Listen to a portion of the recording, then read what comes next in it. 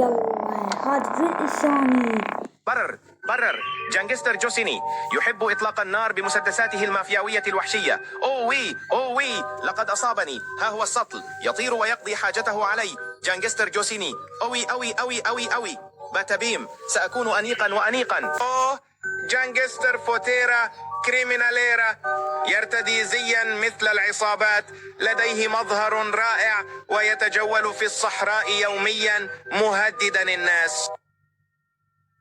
الراقص لولولو فرق موسكولوسو، يرقص بخفة، مثالي وجليل، الجميع يعشقه، هو جوهرة حقيقية، لكن كابوتشينا تحبه أكثر.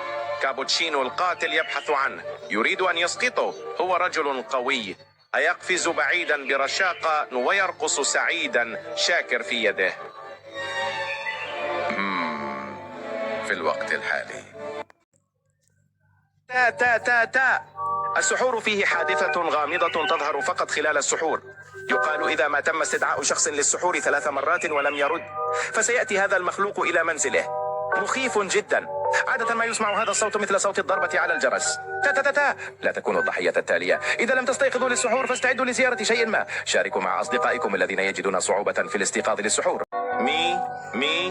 جينا مي هي زوجة كابوتشينو القاتل وتحب الموسيقى. لا شغفها هو الراقص لو كابوتشينو القاتل.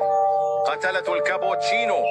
هذا القاتل المتسلل يتسلل بين الأعداء مستغلا الليل.